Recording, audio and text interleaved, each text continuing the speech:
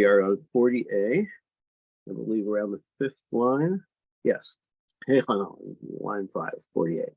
So we're in the middle of discussing these verses that are said during the recited during the Berachos Kohanim, the blessing that the Kohanim give to the people during the davening. We discussed which days and exactly where in the service.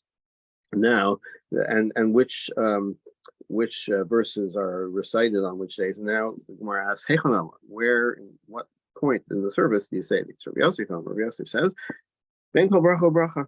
So the Kohanim say, they have 3 brachas. Yirach Hashem Yishmerecha, that's one bracha, and then they say, then everyone says these verses, and then the next bracha and the next bracha. Every time that God's name is mentioned, so Yivarechecha Hashem, that's when these verses are recited. There's a dispute between the Mari and Ravid. Chalamar psuka or kabel psuka, chalamar akol psuka amar lahu lahu. So one says it's responsive, in the sense that the Kohanim say a verse or the name of God within the verse, and then the audience, the tzibur, the congregation recites one of these verses. The other says that for each verse recited by the Kohanim, the people read all 3 verses. So they read them 3 times, 3 times 3.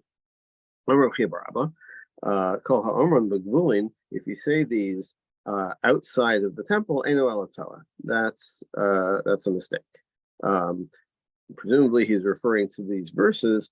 I don't know if we've discussed or if anybody really knows how it came to be that the Berachos Kohanim is not recited except on holidays outside of the land of Israel. But this passage may have maybe triggered it in some way, although it's clearly referring to the responding verses, not to the blessing itself. I'm just speculating. Amar Rabchina bar Papa, Rabchina says, you should know that even in the temple, you don't have to say these verses.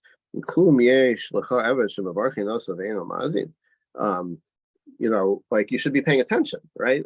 If a master blesses the servant, you should be like focusing your attention on it and not mumbling something else at the same time. In fact, this is I think well, first of all, again, I don't know if we've discussed this yet, but there are these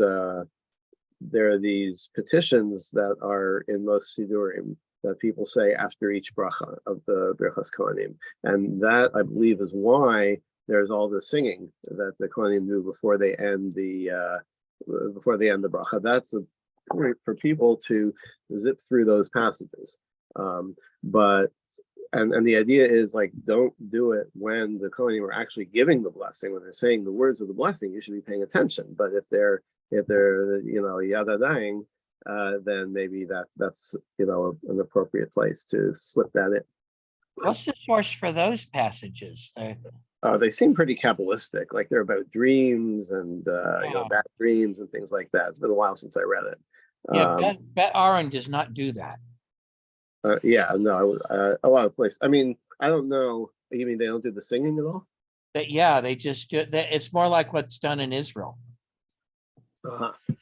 And then, if I'm not mistaken, in the Hebrew Institute, on when there's Birchas Kohanim, if Yom Tov falls on Shabbos, do they do Birchas Kohanim?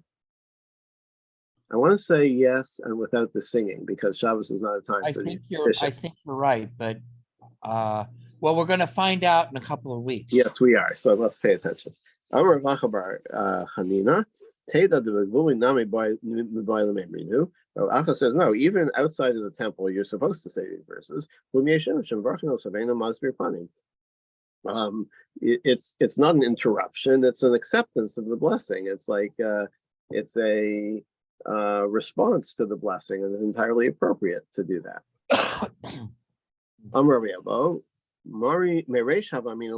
At first I thought Kevan de Chazina Leila Rabbi Abba de Minakbo de Lamar Lahu Anonami Lami. First, I thought that yes, you're supposed to read these verses, but then I saw Rabbi Abba who didn't say them, so I stopped saying them. Rabbi Abba, Meresh Avamina in Vasana Ana.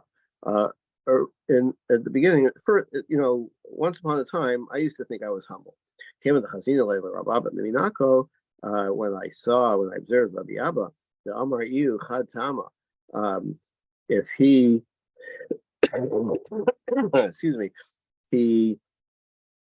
he said one explanation of something to the lecturer, right? Remember that when someone gave a Torah lecture, it would be he would maybe wouldn't have the loudest voice or didn't speak well. So, but he had the knowledge, so there would be like a translator or an answer. So he would say one explanation to the loudspeaker guy, the Amar Amore Chatama, and he would say a different explanation to the audience, low copy. So the guy didn't, he would explain something different than what Rabbi Abba told him, right? He wasn't being a microphone; he was being more of an interpreter, more than an interpreter. He was giving a different explanation. Rabbi Abba didn't say anything. He didn't care. Amina loving the son. I said that's humility, right? I'm not humble. That guy is humble. Yomai in the Sanuse Rabbi Abba. So Rabbi Avo himself, who made this statement, like what made him so humble? Generally, devesu de amore de Rabbi Avo, devesu de Rabbi Avo. The Rabbi Avo had his own speaker, right? His loudspeaker, and the loudspeaker's wife said to Rabbi Avo's wife, "Hadidon lo tzarich le'ledidach." My husband doesn't need your husband. He knows everything. He could give the lecture himself, right? Reminds me of the joke of the Rebbe and the Balangola, the wagon driver, right? Behind the Gachin, you know that one, Charlie? You know the one about the Rebbe and the Balagola? Okay, so this Maggid would travel all over, from shtetl to shtetl, and every Shabbos he would be received at a different place, and he would, give his shalshudas. He would give a nice drasha, and this is how he made his living. And he had a wagon driver that would take him places, right? And the wagon driver would sit in the back, and the Maggid had only one lecture, but he never went to the same place twice. So he would say the same thing every time, right? And so one time the Balagala says to him, "Listen, Rabbi," he says, one time I'd like to have the covet. I get to sit in the back, you sit in the front, and everybody, respects you and honors you. I sit in the back. I'm a nachschlepper.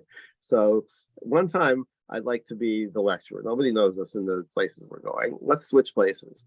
Because I know your lecture backwards and forwards. He says, "Well, if they ask you questions," he says, "I've heard all the questions already. We've been doing this for years. Right? I know everything." So they come to a new place and they switch roles, and the Balagala gives the drasha, and the Rebbe sits in the back, and he gives a masterful drasha, just like the Rebbe would give.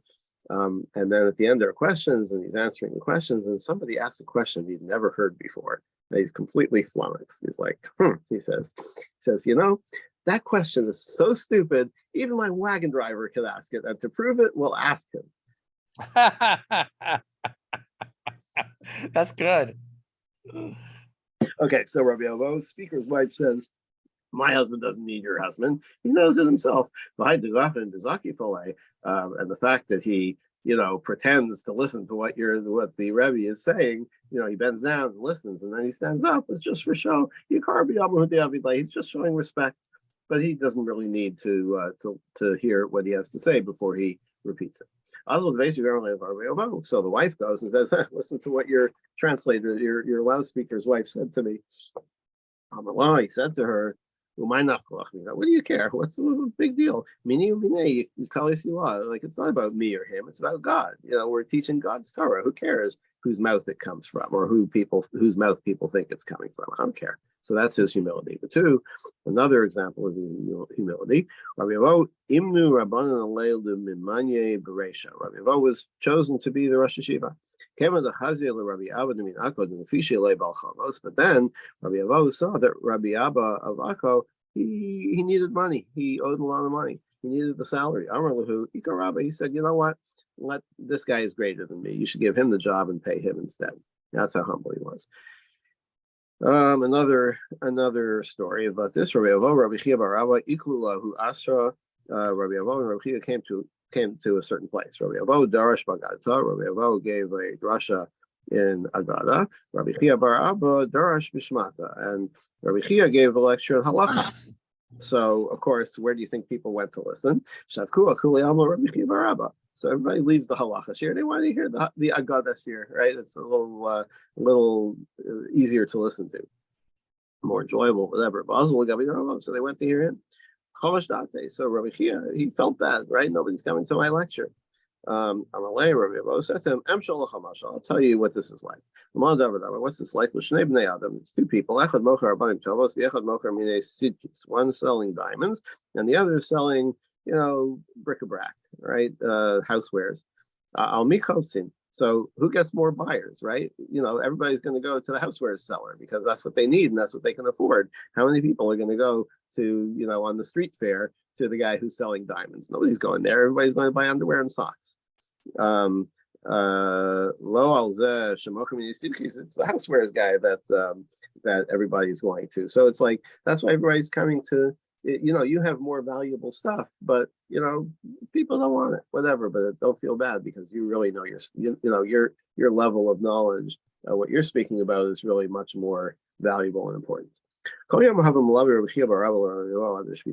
day, Rabbi Chia would escort Rabbi Avo to where he was staying. Because of respect for the house of the Caesar. Rabbi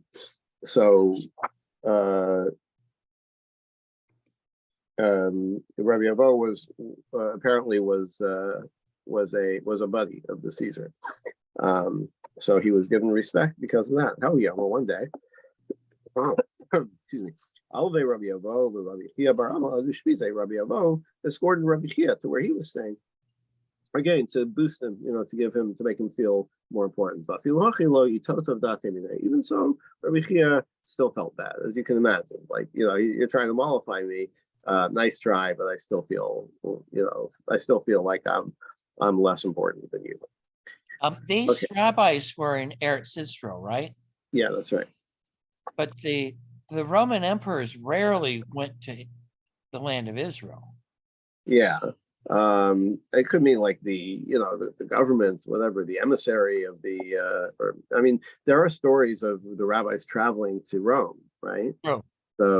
So maybe, his reputation as a buddy of the emperor was, accompanied him, and there he was given more respect because he was known to be close to the ruling, to the Caesar himself or to the rulers, whatever. Okay. Anyway, we're back to the Birchas Kohanim. We're going to digress on that a little bit. So we said, what the congregation says while the Kohanim are making the blessing. Now, what do people say when the Shliach Tzibor, the leader, says the paragraph of Modim in Shemona Esrei? What do people say? What do the people say? Amarav, they say, Modim nachnu lach Hashem Elokeinu al sha'anu modim lach. We thank you, God, that we can give you thanks. Okay. Where we get the idea that the people should say something. I mean, they don't say anything else, anything during the other parts of the repetition of the Amidah. But I suppose that it just like we said before about the Birchas Kohanim, there's a certain response expected in one view, or lack of response, or attention paying in another view, during the bracha. So when the Shliach Tzibor is thanking God, it feels like it's appropriate for the people to chime in. So how do they chime in? They say, thank you for letting us thank you. Shmuel says, this you'll recognize as more of the version that we have in our Sidurim. Elokei kol basar al sha'anachnu modim lach. So he adds this passage, God of all flesh. Rabbi Simai Omer, Yasreinu Yosef Bereshis Al Shan Anu Manu. Refer to God as our creator and the creator of all creation. Nadai, I mean, Mishmei the Rabbi Simai, L'shimcha, Brachos Vados, L'shimcha Gadol, Al Shecha Yisanu V'Kiyam Tanu. blessings and praises to your great name because you have given us life and sustained us. And for the fact that we can thank you. Rabbi Yaakov Bar Yaakov Messiah Bahachin, Rabbi Yaakov would finish it off saying, so may you give us life and favor us, gather us in from our exile, to your holy courtyards, to keep your laws and to do your will with a full heart, for the fact that we give you thanks. So you'll recognize all this is all lumped together in one long passage that the congregation says while the Shliach Tzibur, the leader, is saying the Modim prayer. So it's always interesting to me. I don't know how what the actual halacha is. I often see that the reader waits until everyone's finished chiming in and then he continues. But it just seems to me like from this Gemara that that's not necessarily the way to do it. Again, I don't know what the various halachic opinions might be. I haven't looked it up, but it just seems like from the straight from the flow of this Gemara, it's like this is what people should be saying when they're chiming in, as it were. And it's different than the Birchas Kohanim because that's a matter of paying attention, as the Gemara noted. Here, it's not a matter of paying attention; it's of chiming in. So, Amar of Papa, Hilkach Nemrinu L'Chulu. Therefore, we'll have a version that incorporates all of these phrases that all these various Amoraim wanted to, and that is indeed what we do. Go look it up in your siddur. Amar of Yitzchak. Well, excuse me. Amar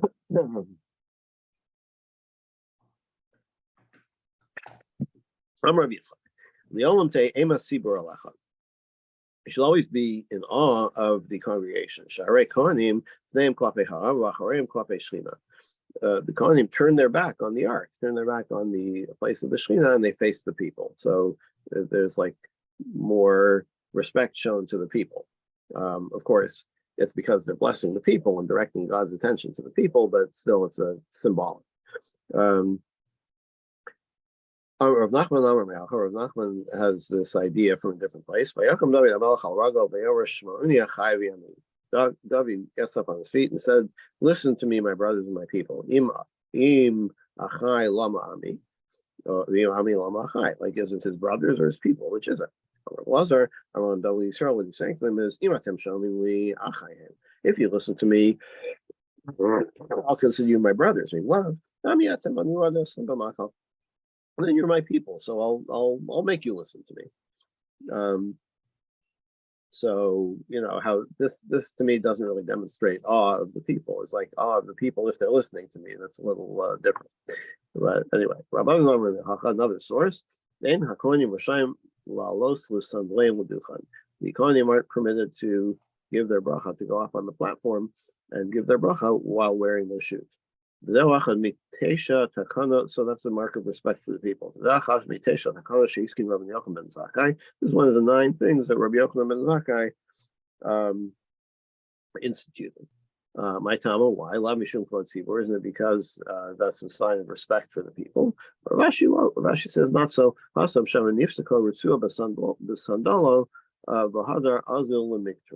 Because what if somebody's shoe breaks, the strap on the sandal breaks, and so he'll be embarrassed, and he'll go back down to tie it up, and he's going to miss his chance to participate in the bracha. The Amrei ben Grusho ben Chalusa, so people won't realize that he went down because his shoelace broke, but rather they'll think, oh, he just realized he's not eligible. Maybe he is not a proper Kohen. Maybe his mother is, his mother was someone who was ineligible to marry a Kohen, and so he's not really doesn't have Kohen status.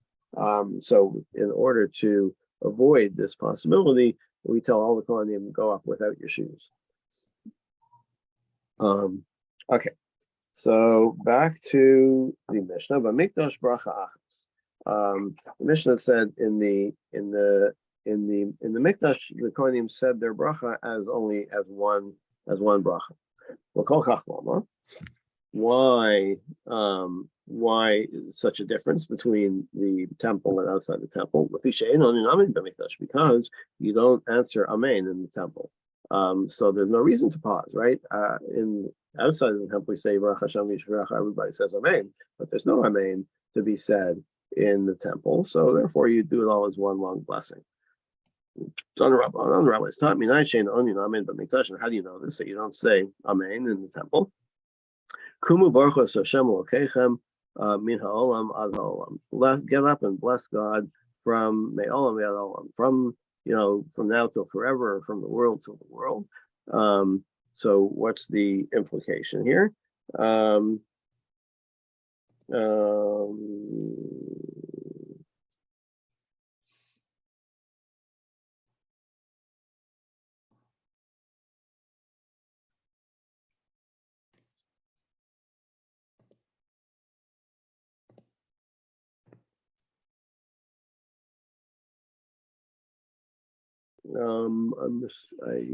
don't recall what is this about. Does actually help us here?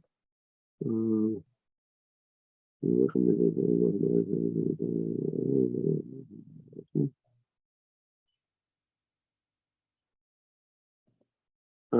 don't know how this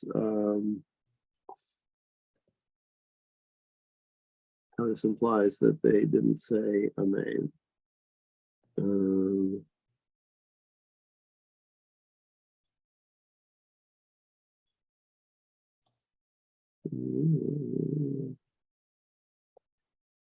I think maybe it's implying that there's a different response that was made in the Mikdash rather than amen. I think that's, let's see here.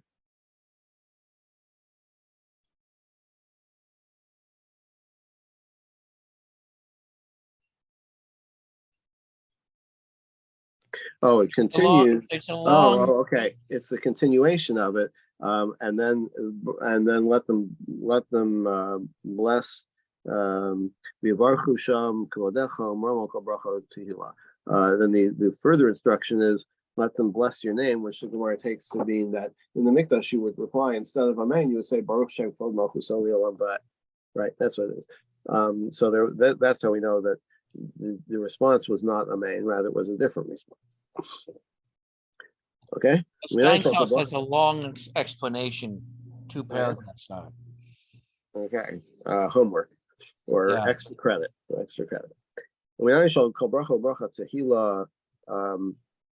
How do we know that for every bracha that people would respond by praising God? As we just discussed, like how do you know that it's for every bracha people would respond? Shneimar v'yivarchu shem kodecha u'mramal al kol bracha tehila. Let them bless your name and be upraised over every bracha and every praise. So al kol bracha tehila. That means on each bracha, it implies in each bracha there's this response. Okay, next Mishnah. Okay, so the Birchos Kohen Gadol Ketzad. So we had mentioned in the previous Mishnah about the blessings of the Kohen Gadol that he gave on Yom Kippur to the people. So how did that? What was the routine there? Chazon HaKnesses Notel Sefer Torah. The reader would take the Sefer Torah, the Nosnalol Rosh HaKnesses, and give it to the president.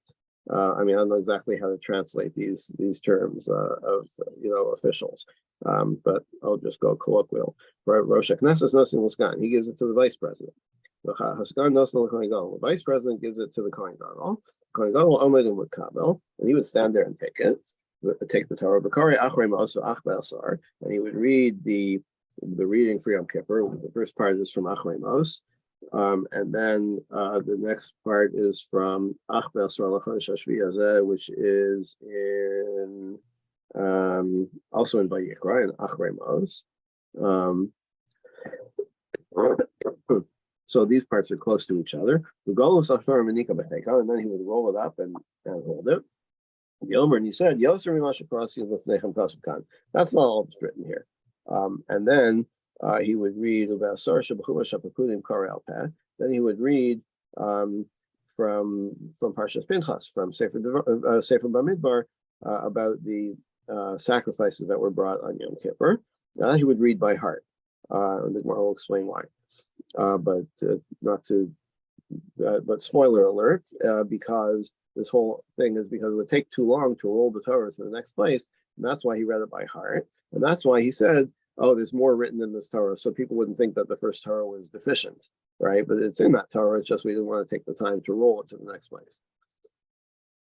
He would make 8 brachos al Torah, v'al avoda, v'al hachodaya, for the Torah, for the service, for the thanksgiving, mechilas avon, for God's forgiving of sin, v'al mikdash, for the temple, al Yisrael, on the people, al kohanim, for the kohanim, v'al Yerushalayim, and for Jerusalem, b'ashar tefillah, and the rest, and the bracha for the rest of the prayer. In other words, a bracha is something like Shomei Tefillah. So the Gemara says, Shamas Minei, Chalkin Tova B'Talmid B'Mkom Rav. You can honor the student in the presence of the teacher. Excuse me.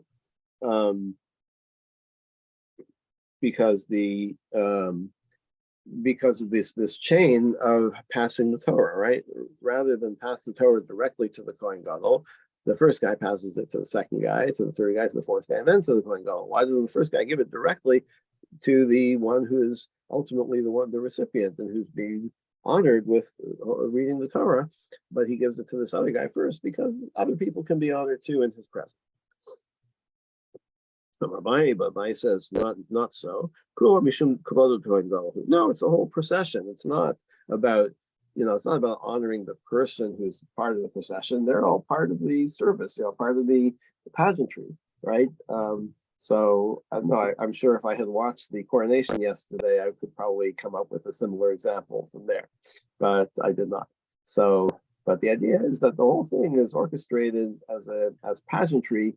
And ultimately, the honoree is the Kohen Gadol, regardless of how many other people are participating. The Kohen Gadol and so the Kohen Gadol